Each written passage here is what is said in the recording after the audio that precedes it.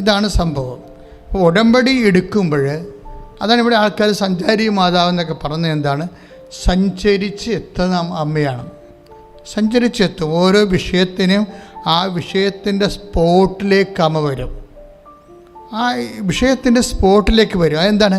ഉടമ്പടി പ്രകാരം ദൈവം നമ്മളുടെ കൂടെ വരാമെന്ന് വാഗ്ദാനം തന്നിട്ടുള്ളതാണ്. ആ വാഗ്ദാന പ്രകാരമാണ് എല്ലാം. നമുക്കറിയാമല്ലോ, നമുക്ക് ക്രിസ്ത്യൻ സ്പിരിച്വാലിറ്റി അല്ലേ, ക്രിസ്തീയ ആധ്യാത്മികത അനുസരിച്ചുകൊണ്ട് നമുക്ക് ലഭിക്കണതെല്ലാം എന്ത് ലഭിച്ചാലും അല്ലേ, അതായത് വീട് ഭാഗോടമ്പടി ചെയ്യണത്, അല്ലെങ്കിൽ വഴി കിട്ടണത്, അല്ലെങ്കിൽ വാഹനം വാങ്ങിക്കണത്, അല്ലെങ്കിൽ രോഗം സുഖപ്പെടുന്നത്, ഇങ്ങനെ ഭൗതിക മെയിൻ്റെനൻസിനായിട്ടുള്ള എല്ലാ വിഷയങ്ങളും, നിത്യത വരെയുള്ള ആധ്യാത്മിക വിഷയങ്ങളെല്ലാം നമുക്ക് നൽകപ്പെടുന്നത് വാഗ്ദാനത്തിൻ്റെ രൂപത്തിലാണ്. ഇപ്പം നിങ്ങൾ കൃപാസനത്തിൽ വരുമ്പോൾ ഒരു വാഗ്ദാന പേടകം കാണും. എന്താ കാര്യം? ഈ വാഗ്ദാന പേടകമാണ് ദൈവ സാന്നിധ്യം എന്ന് പറയുന്നത്. ദൈവമായിട്ട് ഉടമ്പടി ചെയ്യുമ്പോഴാണ് ദൈവത്തിൻ്റെ സാന്നിധ്യം വാഗ്ദാന പേടകത്തിലൂടെ ആ വ്യക്തിക്ക് ലഭ്യമാകുന്നത്. ഈശോ ലോകത്തിലേക്ക് വന്നതും വാഗ്ദാന പേടകത്തിലൂടെയാണ്. പരിശുദ്ധ അമ്മയുടെ ഉദരത്തിലെ വാഗ്ദാന പേടകം എന്ന് അമ്മയെ വിളിക്കാൻ കാരണം എന്താ? നമ്മൾ തിനിയായാലും പ്രാർത്ഥിക്കത്തില്ലേ? വാഗ്ദാന പേടകമേ ഞങ്ങൾക്ക് വേണ്ടി അപേക്ഷിക്കണമേ. പേടകത്തിൽ എന്താ ഉള്ളത്? അമ്മയുടെ ഉദരത്തിൽ ആരാണ് ഉരുവായത്? പുത്രൻ തമ്പുരാനാണ് ഉരുവായത്. അപ്പോൾ ആ കപ്പാസിറ്റിയിലാണ് നമ്മൾ പ്രാർത്ഥിക്കുന്നത്. അപ്പോൾ ഉടമ്പടി എടുത്തു കഴിയുമ്പോൾ ദൈവമായിട്ട് നമ്മൾ വാഗ്ദാനങ്ങൾക്ക് നമ്മൾ യോഗ്യരാകും. കാര്യം ഒരു വ്യക്തിയെ ദൈവത്തിൻ്റെ വാഗ്ദാനങ്ങൾക്ക് യോഗ്യമാക്കുന്നത് കവനൻ്റ് മാത്രമാണ്, വേറെ ഒന്നുമല്ല. ഇപ്പോൾ നമ്മൾ എന്തെല്ലാം തരത്തിലുള്ള ആചാര അനുഷ്ഠാനങ്ങളൊക്കെ ലോകത്ത് കാണുന്നുണ്ട്. പക്ഷേ ഇപ്പോൾ ആൾക്കാർ നിരങ്ങ് നേർച്ച നടത്തുന്നുണ്ട്, ഉരുളി നേർച്ച നടത്തുന്നുണ്ട്. പക്ഷേ ഇവരാരും ഉടമ്പടി പ്രകാരമല്ല, അതൊരു അനുഷ്ഠാന വിധി പോലെ നേർച്ചയായിട്ട് ചെയ്യണതാണ്. അപ്പോൾ അതിൻ്റെ ഫലം. പക്ഷേ എപ്പോഴും നമ്മൾ ചെയ്യണത് അവകാശത്തിൻ്റെ ബേസ്മെൻറ്റിലാണ് ചെയ്യണത്. ആനുകൂല്യത്തിൻ്റെ ഔദാര്യത്തിൻ്റെ ബേസ്മെൻറ്റിലല്ല ചെയ്യണത്. ക്രിസ്ത്യാനിറ്റി വർക്ക് ചെയ്യണത് ഒരു ബൈലാറ്ററൽ ഇൻ്റർപേഴ്സണൽ റിലേഷനിലാണ്. ദൈവമായിട്ടുള്ള ബന്ധമാണ്. ദൈവമായിട്ട് ബന്ധം വരുമ്പോൾ എന്ത് പറ്റും? ദൈവത്തിനെ പോലെ തന്നെ ഇത് ലൈറ്റ്നിങ് സ്പീഡിലേക്ക് ഇത് കൺവേർട്ട് ചെയ്യും. അതായത് ആടിപ്പാടി വല്ലപ്പോഴും കൂടി നടക്കേണ്ട കാര്യങ്ങളൊക്കെ സ്പീഡായിട്ട് നടക്കും. ഇപ്പം നമുക്കൊരു ശത്രുത ഉണ്ടെന്ന് വിചാരിച്ചോ, ഒരു വ്യക്തി അയൽവാസി നമുക്ക് ശത്രുതയാണ് എപ്പോഴും നമ്മളോട് കാണിക്കുന്നത്. കാര്യം ഒരു കാര്യം വേണ്ട, നമ്മളത്തിൽ ഉയർന്ന നമ്മുടെ കുഞ്ഞുങ്ങളൊക്കെ രക്ഷപ്പെട്ട് കഴിയുമ്പോൾ മറ്റുള്ളവർ മോന്തൊക്കെ തെളിയാത്ത ഒരു അവസ്ഥ വരും. അവരോട് ഇങ്ങനെ യുദ്ധത്തിലൊന്നും പോകണ്ട. പക്ഷെ ഒരു കാര്യമുണ്ട്, കർത്താവ് പറഞ്ഞിരിക്കുന്നത് നഷ്ടപ്പെടുത്തരുതെന്നാണ് പറഞ്ഞിരിക്കുന്നത്. ശത്രുവിനെ നിങ്ങൾ നേടണമെന്നാണ് പറഞ്ഞിരിക്കുന്നത്. നഷ്ടപ്പെടുത്തണതിന് ആർക്കും സാധിക്കും അല്ലേ? ഒരാളെ നഷ്ടപ്പെടുത്താൻ ആർക്കും സാധിക്കും. ഈശോ എന്താ പറയണത്? അങ്ങനെ ചെയ്താൽ നിങ്ങളുടെ ശത്രുവിനെ നിങ്ങൾ നേടും. ഈശോ ഉദ്ദേശിക്കുന്നത് എന്താണ്? ആ ശത്രുവിനായിക്കഴിഞ്ഞാൽ, അപ്പം ശത്രു എന്ന് പറയുമ്പോൾ സ്വാഭാവികമായിട്ട് വിദ്വേഷം ഉണ്ടാകും, വേര് വളർന്നുണ്ടാകും, അശുദ്ധമായ വ്യക്തിയാകും അല്ലേ? അങ്ങനെ കുറേ സംഭവങ്ങൾ ശത്രുതയിലുണ്ട്. വിദ്വേഷമുണ്ട്, അശുദ്ധിയുണ്ട്. ഹെബ്രായ ലേഖനം 12 അധ്യായം അനുസരിച്ചുകൊണ്ട് വിദ്വേഷത്തിൻ്റെ വേര് വളർന്ന് അശുദ്ധരാകാതിരിക്കാൻ സൂക്ഷിച്ചു കൊള്ളുവിൻ. വെച്ചാൽ അവർ നിങ്ങളോട് വിദ്വേഷം കാണിച്ചപ്പോൾ നിങ്ങളും വിദ്വേഷം കാണിച്ചു കഴിഞ്ഞാൽ ഉടനെ നിങ്ങൾ അശുദ്ധരായി. അപ്പോൾ അശുദ്ധരായി കഴിഞ്ഞുള്ള കുഴപ്പം എന്താണ്? കണക്ഷൻ പോവും, ദൈവമായിട്ട് കണക്ഷൻ പോവും. അതുകൊണ്ട് മറ്റുള്ളവർ വിദ്വേഷം കാണിച്ചാലും നമ്മൾ അങ്ങനെ കാണിക്കരുത്. എന്താ കാര്യം? നമ്മൾക്ക് ദൈവത്തിൻ്റെ മുമ്പിൽ നിലനിൽക്കണം. അവൻ്റെ മുമ്പിൽ ജയിച്ചാൽ പോരാ. അവൻ ചത്തുപോകുന്ന ആളാണ്. 10-50 കൊല്ലം 10-20 കൊല്ലം കൂടി ജീവിച്ചിരിക്കുകയുള്ളൂ. അത് കഴിയുമ്പോൾ അവനും ചാകും, നമ്മളും ചാകും. പക്ഷേ എന്താ പ്രശ്നം വെച്ച് കഴിഞ്ഞാൽ, ഇങ്ങനെയുള്ള ഈ നീർക്കോലിയൊക്കെ കടിക്കുമ്പോൾ അത്താഴം മുടങ്ങുന്ന കാര്യം ഉറപ്പാണ്. എന്താ കാര്യം? അത്താഴം എന്ന് പറയുന്നത് എന്താ? സ്വർഗീയ വിരുന്ന്, നിത്യത. ഈ നീർക്കോലി കടിച്ചാലും അത്താഴം മുടങ്ങും നമുക്ക്. എന്നുവെച്ചാൽ അത്താഴം ഈ ശത്രു അവൻ നമ്മളെ ഒരു കാര്യമില്ല. കാര്യം അവൻ വഴി കെട്ടിയടക്കുന്നു, വഴി കൊണ്ടുപോയി അഡ്വാൻസ് കൊടുക്കുന്നു. എന്തിനാണ്? നമ്മൾ കാറ് മേടിക്കുമെന്ന് വിചാരിച്ചുകൊണ്ട് ആ വഴി വിലക്കെടുത്തിട്ട് നമ്മൾ കാറ് വാങ്ങിക്കുമെന്ന് വിചാരിച്ചിട്ടാണ്. അവന് ആവശ്യമില്ലെങ്കിലും പോയി അഡ്വാൻസ് കൊടുത്തിട്ട് നമ്മൾ ആ വഴി വിലക്ക് മേടിക്കാൻ ചെല്ലുമ്പോൾ പറയും, അയ്യോ അത് വിറ്റുപോയില്ല, അത് പറഞ്ഞു പോയില്ല, അതൊക്കെ ഞാൻ ഇങ്ങനെ തരേണ്ടതെന്ന് വെച്ചാൽ അപ്പോൾ ഒക്കെ വർഷം ആരാണത് ചെയ്തതെന്നൊക്കെ അറിയാം. അപ്പോൾ നമുക്ക് വിദ്വേഷം ഉണ്ടാകും. അപ്പോൾ ഇങ്ങനെ ഓരോ വ്യക്തികളെക്കുറിച്ചും നമുക്ക് വിദ്വേഷം ഉണ്ടാകും.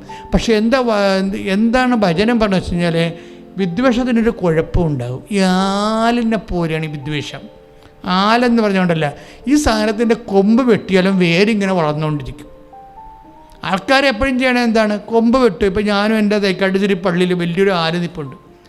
ആ ആലിന് ഞാനവിടെ സ്ഥിരമായിട്ട് താമസിച്ചിരുന്ന സമയത്തൊക്കെ എപ്പോഴും രസം ഒഴിപ്പിക്കും, മുകളിൽ കയറ്റി മണ്ണെണ്ണ ഒഴിപ്പിക്കും. എന്നിട്ട് ശിഖരമെല്ലാം വെട്ടിക്കളഞ്ഞിട്ട് രസവും ഒഴിപ്പിക്കും, മണ്ണെണ്ണ ഒഴിപ്പിക്കും. കുറച്ച് കഴിയുമ്പോൾ 2 മാസം കഴിയുമ്പോൾ പിന്നെയും ആല് ഇലയൊക്കെ പിടിച്ച് നിൽക്കും. എന്താ കാര്യം? അതിൻ്റെ വേര് വളരുന്നുണ്ട്. വേരിനങ്ങനെ കുഴപ്പമുണ്ട്, അത് വളർന്നുകൊണ്ടിരിക്കുക എത്ര അറ്റത്തുനിന്നായാലും. അപ്പോൾ വിദ്വേഷത്തിനൊരു പ്രശ്നമുണ്ട്. നോ കോണ്ടാക്റ്റ് ഇല്ലെങ്കിലും വേര് വളർന്നുകൊണ്ടിരിക്കും. ഇപ്പോൾ നിനക്ക് ശത്രുത ഉണ്ട്, ഓഫീസിലാകാം, അല്ലെങ്കിൽ നീ പഠിപ്പിക്കുന്ന സ്ഥാപനത്തിലാകാം, ശത്രുത ഉണ്ട്. ശത്രുത ഉണ്ടാകുമ്പോൾ എപ്പോഴും നീ മനസ്സിലുണ്ടാകണം, ഈശോ പറഞ്ഞിരിക്കുന്നത് അവൻ പറയണ പോലെയല്ല നമ്മൾ ജീവിക്കേണ്ടത്, അതിലെ ഉടമ്പടി. അപ്പോൾ ഈശോ പറഞ്ഞിരിക്കുന്നത് ഇവനെ നേടണമെന്നാണ് പറയുന്നത്, ഇവനെ നഷ്ടപ്പെടുത്തരുത്. എനിക്കും നഷ്ടപ്പെടരുത്, ഈശോയ്ക്കും നഷ്ടപ്പെടരുത്. അതാണ് വിഷയം. കാര്യം നമുക്ക് നഷ്ടപ്പെടുത്താനാണെങ്കിൽ ഈസിയാണ്.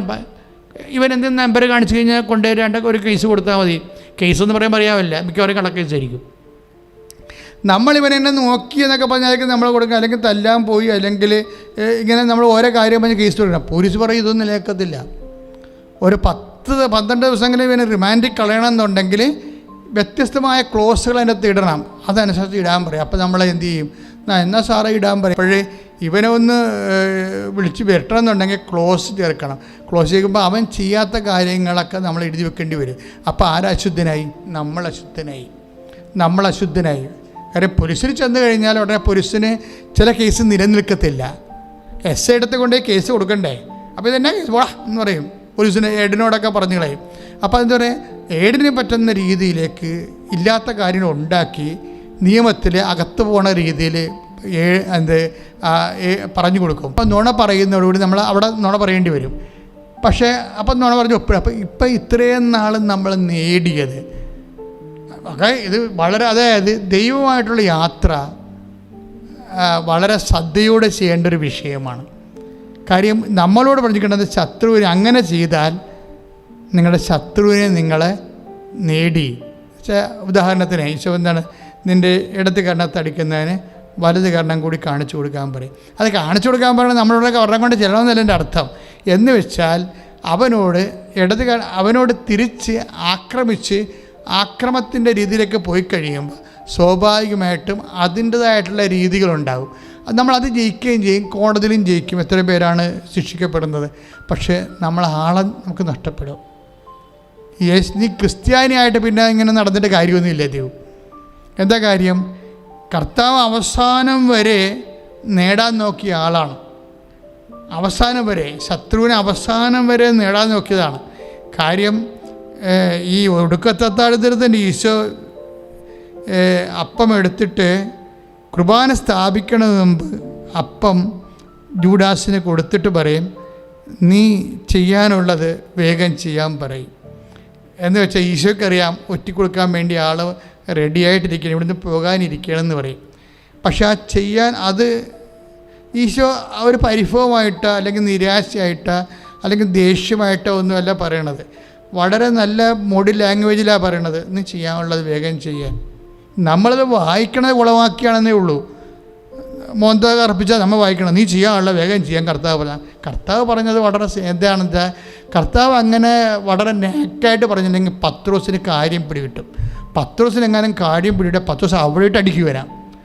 അത് കാരണം യൂദാസിനെ രക്ഷിക്കുക എന്ന ഉദ്ദേശത്തിൽ പത്രോസ് വിചാരിച്ചു ഈ പെസഹയ്ക്ക് ആവശ്യമായ എന്തോ വാങ്ങിക്കാൻ വേണ്ടി കാശ് കൊടുക്കുകയാണ്, അനുവാദം കൊടുക്കുകയാണെന്ന്. അപ്പം രക്ഷപ്പെട്ടതാണ്. അത് വെച്ചാൽ അവസാനം വരെ യൂദാസ് നേടാൻ വേണ്ടി നോക്കുകയാണ്. നേടാൻ വേണ്ടി നോക്കിയതുകൊണ്ടാണ് യൂദാസിന് സങ്കടം കയറി ആത്മഹത്യ ചെയ്തത്. ആത്മഹത്യ ചെയ്യേണ്ട കാര്യമില്ല, ഞാൻ വെയിറ്റ് ചെയ്താൽ മതിയായിരുന്നു. അതായത് യൂദാസിനെ സംബന്ധിച്ചിടത്തോളം ഒരു 72 മണിക്കൂർ എൻ്റെ ഒരു മിസ്സിങ്ങാണ് സംഭവിച്ചിരിക്കുന്നത്. 72 മണിക്കൂർ കൂടി അവൻ മരിക്കാതെ നിന്നിരുന്നെങ്കിൽ ഈ തോമാശ്രീയാനെ വിളിച്ചതുപോലെ അവനെ വിളിച്ചേനെ ഈശോ. കാര്യം അത് ഈശോയാണ്. ഈശോക്ക് അങ്ങനെ ചെയ്യാൻ പറ്റത്തുള്ളൂ. അതുകൊണ്ടാണ് ഈശോ എൻ്റെ മക്കളെ ഉടമ്പടി ചെയ്യുമ്പോൾ നിങ്ങൾ ഈ ലെവലിലോട്ട് വരണം. എന്താ പിന്നെ ഒരു കാര്യമുണ്ട്, നിങ്ങൾ ഈശോ നേരത്തെ പറഞ്ഞിട്ടുള്ളൊരു കാര്യമുണ്ട്. എന്താണ്? ഞങ്ങളെ പ്രലോഭനത്തിൽ ഉൾപ്പെടുത്തരുതേ. എന്ന് വെച്ചാൽ എന്താ പ്രശ്നം എന്നറിയാമോ? വയ്യാവേലിക്ക് ചെന്ന് വള്ളിക്കെട്ടിനൊക്കെ തലവെച്ച് കൊടുത്താൽ നമ്മുടെ പെടലിയും ഞെട്ടിക്കൊണ്ട് അവർ പോകും. അങ്ങനെ ഒരു സിറ്റുവേഷൻസ് ഉണ്ടാവരുത് എന്നാണ് ഈശോ പറയണത്. അതായത് അതായത് നമ്മൾക്ക് നമ്മുടെ ജീവിതത്തിൽ എപ്പോഴും പ്രൊട്ടക്ഷൻ വേണം. ഞാൻ എൻ്റെ പ്രവർത്തകരെ എല്ലാവരെയും പ്രൊട്ടക്റ്റ് ചെയ്യും. രാത്രി പ്രാർത്ഥിക്കാൻ 2 മണിക്ക് രാത്രി പ്രാർത്ഥിക്കുമ്പോഴൊക്കെ എൻ്റെ റൈറ്റ് ഹാൻഡായിട്ടുള്ള എല്ലാ പ്രവർത്തകരും അവരുടെ കുടുംബങ്ങൾ പ്രൊട്ടക്റ്റ് ചെയ്യും, മാതാവിനെ ഏൽപ്പിക്കും. അപ്പോൾ എന്താ സംഭവം അതെന്ന് വെച്ചാൽ അവരുടെ ഒന്നാമത്തിൽ അങ്ങനെയോ എത്രയോ വർഷങ്ങളായിട്ട് നിൽക്കുന്നവരുണ്ട്. അങ്ങനെ നിൽക്കുമ്പോൾ അവരുടെ കൃപ പോയിക്കുക. അവരെല്ലായിടത്തും അവരുടെ വീട്ടിൽ വല്ല പ്രശ്നം ഉണ്ടായി വല്ല അടിപിടിയൊക്കെ ഉണ്ടായിക്കഴിഞ്ഞാൽ അവരതിൻ്റെ അകത്ത് നിന്നിട്ട് തലവെച്ച് കൊടുത്താൽ പിന്നെ അവർക്ക് കോടതിയായി, കേസായി, പിന്നെ രോഗമായി, പിന്നെ അസ്വസ്ഥയായി, കൃപ പോയി, പ്രാർത്ഥന പോയി, എല്ലാം പോലെ. അപ്പോൾ ഇത് എല്ലാം പോയി ചെയ്യും. പക്ഷേ നമ്മളെപ്പോഴും ഓർക്കേണ്ട ഇതാണ്, ഞങ്ങൾ ദിവസവും പള്ളിയിൽ പോകുന്നുണ്ടല്ലോ, കുർബാന സ്വീകരിക്കുന്നുണ്ടല്ലോ എന്ന് വിചാരിച്ചുകൊണ്ട് നമ്മളെന്തോ വലിയ കാര്യങ്ങളൊക്കെ ചെയ്യുന്നുണ്ടെന്ന് പറഞ്ഞുകൊണ്ട് ധാരണയിലിരിക്കരുത്.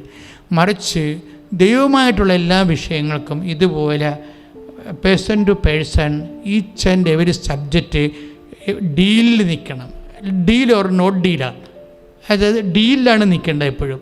കർത്താവിൻ്റെ അടുത്ത് കർത്താവിൻ്റെ രീതി അനുസരിച്ച് ഇത്രയും നാളെ ഞാൻ കർത്താവിൻ്റെ കൂടെ നടന്നപ്പോൾ എനിക്ക് മനസ്സിലായത്, നമ്മൾ ചോദിക്കുന്നതാണ് കർത്താവിന് എപ്പോഴും നല്ലത്. തന്നുള്ളൂ. കർത്താവ് നമ്മുടെ കാര്യങ്ങൾക്ക് അറിയാമല്ലോ. അത് ചില പൊട്ടന്മാരെ സീറോ ക്രിസ്ത്യൻസ് ഉണ്ട്. സീറോ ക്രിസ്ത്യൻസ് എന്ന് പറയുന്നത് എന്താണ്? കർത്താവിനെക്കുറിച്ച് ഒരു ഗന്ധമില്ലാത്തവർ. അതാണ് സീറോ ലെവലെന്ന് പറയാൻ നമ്മൾ പറയത്തില്ലേ, 0 എന്ന് വെച്ച് കഴിഞ്ഞാൽ കർത്താവിനെക്കുറിച്ചൊരു ഗന്ധവുമില്ലാത്തവർ. പക്ഷെ അങ്ങനെയല്ല ഈ സംഭവം. അതായത് നമ്മൾ എങ്ങനെയൊക്കെ ജീവിച്ചാലും നമുക്ക് ചില സമയത്ത് നമ്മുടെ കയ്യിൽ നിന്ന് വിട്ടുപോയിട്ടുള്ള ഇഷ്യൂസ് ഉണ്ടാകും.